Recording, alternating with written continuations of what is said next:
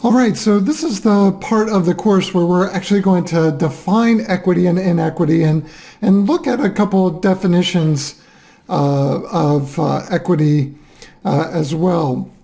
So let's just talk about some of the components of equity. What is equity, the important components? I think the first part that's, when you look at definitions of equity, often the equity is defined in contrast to the notion of equality. So it's really important that we distinguish equity and equality. Equity meaning fairness or justice, and equality meaning sameness. So what does that mean, fairness and justice versus sameness? We're going to look at that a little bit more closely. The second component of equity is identifying and eliminating all of the bias and the inequity and the injustice that exists within our spheres of influence. So that might be racism, sexism, heterosexism. It could be transphobia or ableism. It could be oppression based on religion or language or any of these sorts of things. So the idea of fairness or justice, how do we get to that? Well, we get to that by identifying and eliminating the injustice. So we're going to talk a little bit more about that. And then through doing that, it's about fairly distributing access, opportunity, and participation. So you can look at it as sort of these kind of three interlocking processes that get us to, in the end, what equity is, which is a fair distribution of access and opportunity. So let's start with this first part, distinguishing equity and equality. And you looked at those different sort of frameworks for equity. This comes from the National Association for Multicultural Education, the definition that you already read. NAME says an equitable education that benefits all students by providing each learner with a specific type and amount of resources which serve as access to opportunities needed to be successful. Okay, so it's not equality, not giving every learner the same resources, type and amount of resources, but the type and amount of resources that are going to be particularly useful to that learner to maximize their learning and engagement in schools. And that is one of the important pieces. So one of the differences between equity and equality is that equity starts with an acknowledgement of an unlevel playing field. So an equality doesn't necessarily do that. An equality approach assumes if we just give everyone the same thing, then everyone will have equal results, or at least the potential for equal results. The problem is, because of issues like racism and economic injustice and poverty and sexism and transphobia and these other issues, everybody is not starting on a level playing field. So equity sort of acknowledges that people are kind of at different points on that playing field. So you think of it this way.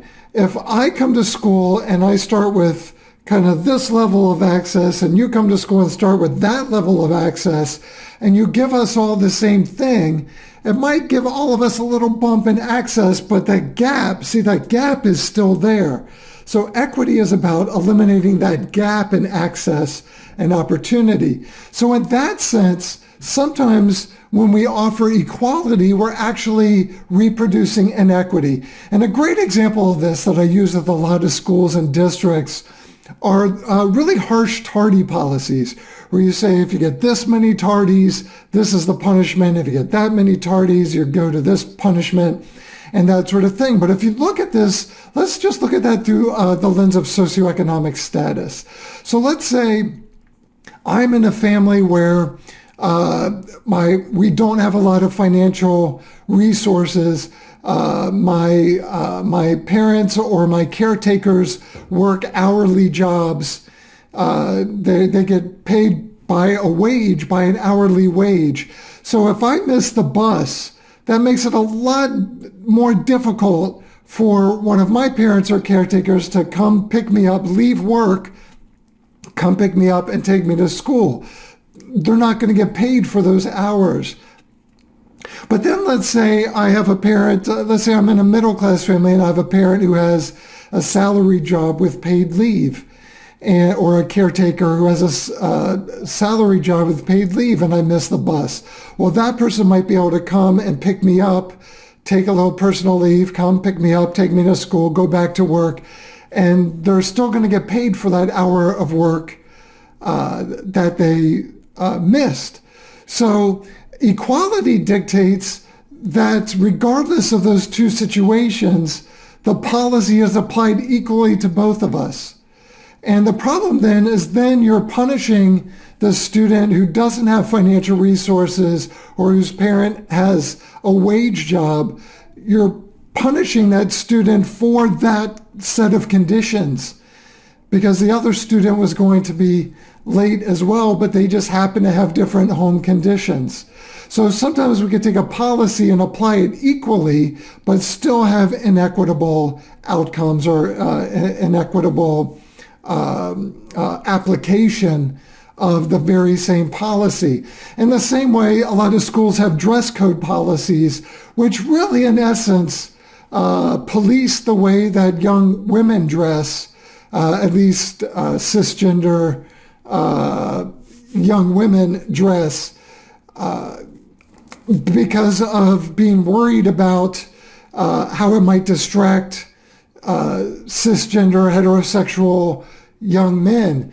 So we might be applying no spaghetti straps as a policy. We might be applying that equally, but it's not impacting everybody equally.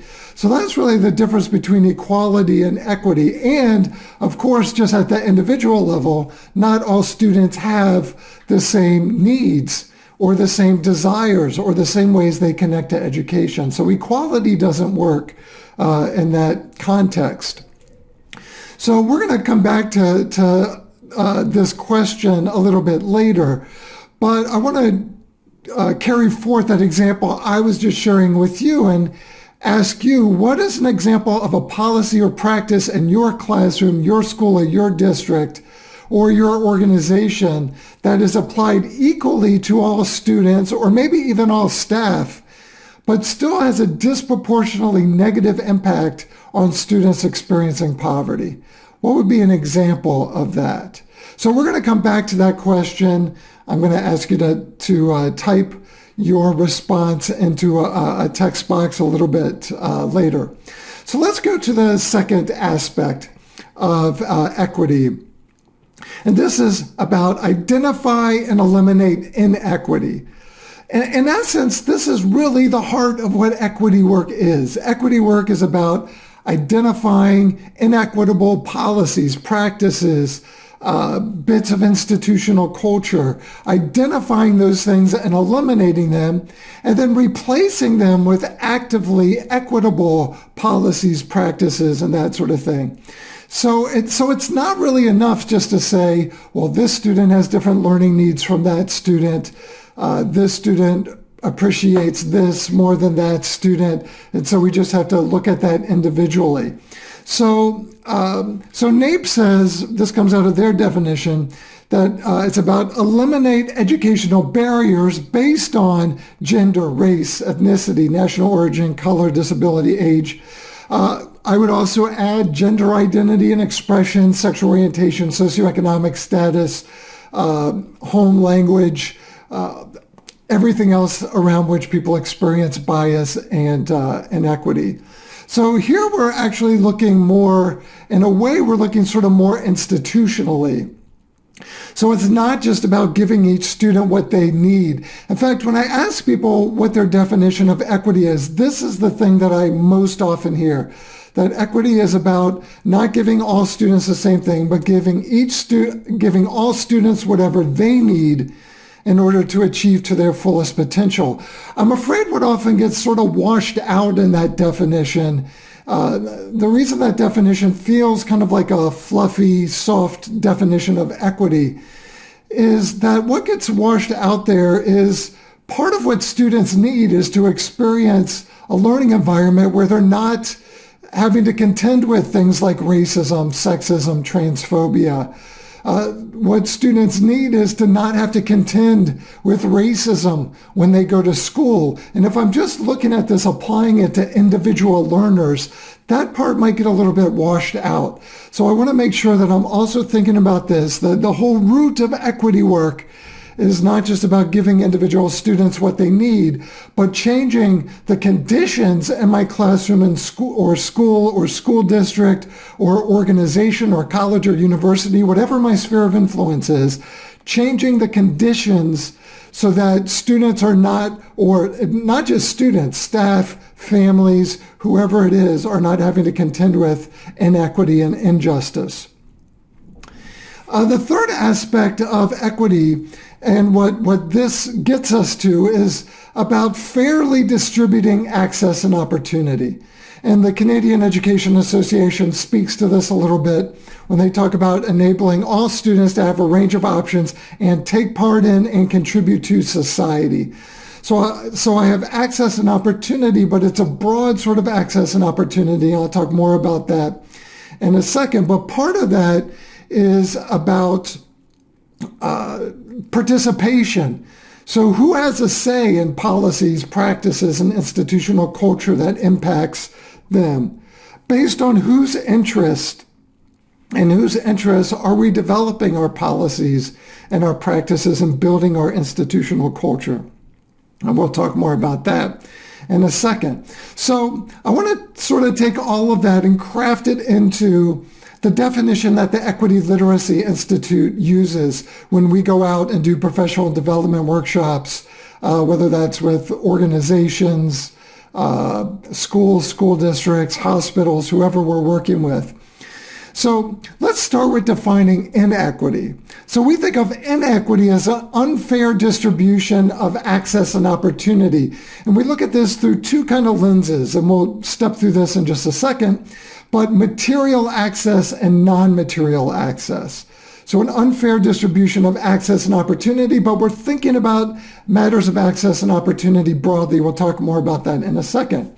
So unfair distribution of access and opportunity that results in not just outcome disparities, not just disparities across test scores or graduation rates, but also experience disparities, experience differences. How am I actually experiencing being in this class or experiencing being in this school or in this organization? And again, we'll step through that in a second.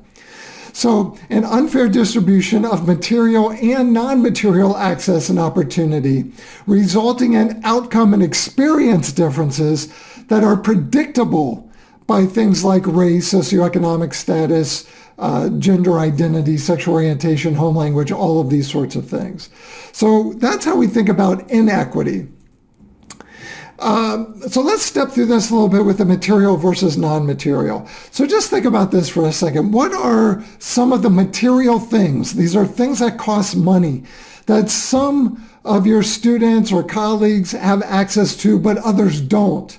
But let's say as a student, if I have access to these material things, things that cost money, maybe they're services, maybe they're things that I can hold in my hand. If I have access to those things, I will be at an advantage in school. It's not about how hard I work. It's not about how much I care about education. But if I just have access to these material things, I will be at an advantage over students who don't have that.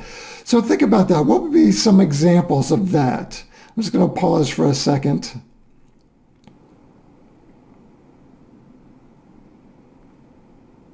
Okay, so you can think about material things like access to computers, access to the internet, access to a house full of books, access to summer enrichment programs that cost money, whether that's drama camp or maybe it's robotics camp or some other sort of summer enrichment program. I don't know how much a tutor, a professional licensed tutor costs where you live, but where I live, that can cost 65 or 70 bucks an hour for a licensed. And think about this. Think about what if we looked at test scores? What if we compared test scores through the variable of who has access to tutors, to professional tutors? How might that change the way that we're looking at outcome disparities, right? So this is material access, but there's also non-material access. Non-material access are things that don't necessarily cost money, but they're more about kind of the experience. They're more about how I'm experiencing the institution. They're about policies and practices. So for instance, in whose image is policy created? So when we create these tardy and absentee policies, are we differentiating between the challenges that families experiencing poverty might face compared to other families? In whose image is institutional culture being constructed? And those sorts of things. How is access to good teaching, just something as simple as good teaching, how is that distributed in your school? So who's more likely to be in the honors classes, the AP classes, where we know nationally on average the pedagogy is much more engaging, much more interactive, and then who's more likely to be in classes where there's a lot more skills and drills going on? So even something like that, even something as simple as good teaching often is distributed in a predictable way in a lot of schools and a lot of school districts. Now, when we talk about something like that, we're not arguing that there's a bunch of evil educators meeting in a teacher's lounge saying, how can we cheat this group of students out of engaging pedagogy? We're talking about something that we know is just more implicit. And because it's so implicit, it's also quite insidious, and I just might not even see it. I just might not even recognize it. In a future course, we're going to talk about the different abilities of equity literacy, and we're really going to focus on just recognizing, how do we recognize things like non-material disparities in access. So let's go to this outcome and experience differences. So what do we mean by that? A lot of times when we're talking about equity, especially in this age of high stakes testing and accountability and all of that sort of thing, we tend to be really fixated on test scores or things that can be measured by quantitative numbers, things like test scores, things like school completion rates, graduation rates, those sorts of things. So those are kind of what we call outcome differences or outcome disparities, grades, test scores, graduation rates. So the question about inequity is, can I predict at least a pattern of how that is sort of distributed? Who's more likely to have better grades? Who's more likely to have higher graduation rates and those sorts of things? So often we're sort of fixated on that. And of course, that is one important measure, but it's not the only important measure. We also have to think about experience disparities. So I could be a gay student who's getting straight A's, but still experiencing a lot of homophobia and heterosexism at the school. I could be a student of color who's doing really well academically, who is doing well on tests and everything else, but I'm still experiencing curricular erasure. I'm still feeling like I'm invisible in the curriculum. I'm still dealing with racial bias among my peers. I still feel the threat of racially biased discipline policies. So it can't just be about outcomes. It also has to be about experience. And even if a group of students is experiencing positive outcomes in the traditional way we think about outcomes, that doesn't necessarily mean it's equitable. Equitable would also mean that they have equitable access to feelings of belonging, to a bias-free learning environment, and those sorts of things. Okay, so if that's inequity, right, unfair, unjust distribution of material and non-material access and opportunity, creating predictable disparities in outcomes and experiences. If that's how we define inequity, how do we define equity? So we think about equity as both a commitment to action and a way of being. So equity is the process of redistributing access and opportunity. Now, Let me say, because I think some people kind of struggle with that language, that redistribution language. When I say that, it doesn't mean students come to school and we confiscate their things and redistribute their things. What we're talking about, again, is changing the conditions. Changing the conditions.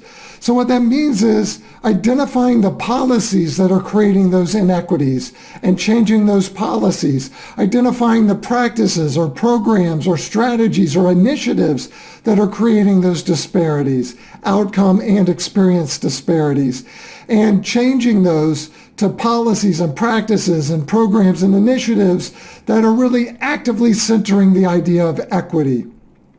So it's that commitment to action. It's that process of identifying all the ways inequities operating and addressing those things very directly. But then it's also a way of being. So a school is equitable when it's free of bias, free of discrimination, free of identity predictable outcomes and experiences. So that's what we're shooting for. We're shooting for that way of being through that commitment to action. And when you see that, the process of redistributing access, what that means is identifying all the ways racial bias and inequity are operating in my classroom, in my school, and eliminating those. All the ways that inequities around sexual orientation, gender identity, socioeconomic status, disability, home language, religion, all of these things, identifying all the ways these things are operating, and then redistributing access and opportunity by eliminating those things, and then actively crafting a more equitable, this more sort of equitable state part of equity. So an equitable classroom or school is not just one where we focus on individual students' needs, giving every individual student what they need, but one where we are actively identifying and eliminating all forms of bias and inequity. That's key. That's really what equity work is, identifying and eliminating biases and inequity. And then two, actively developing anti-bias, equitable policies, practices, and cultures. That's really what equity is about at its roots. So we can all go back to our spheres of influence, our classrooms, our schools, look at our equity efforts, our equity initiatives, and ask ourselves, are they doing that? And if they're not doing these two things, then we need to rethink what our approach to equity is. So what we're going to do now is transition from this mini lesson to some reflective questions. These will be typed out where I want you to answer them as well. But just as a little preview, I'm going to ask you, based on all that we've just talked about, to try to identify 3 inequities you've observed in a classroom or school. So 3 ways that access and opportunity are not distributed fairly or justly. And I want you to be able to specifically name who is experiencing that inequity. Is it across socioeconomic status or race or gender identity, or something else? Then I'm going to ask you to identify 3 things based on those definitions that you think your school or district or organization is doing well in terms of actively cultivating equity. We don't always just want to focus on the negative question. We also want to celebrate the positive work we're doing. So that's where we're going next. Thanks for listening. Check out these questions.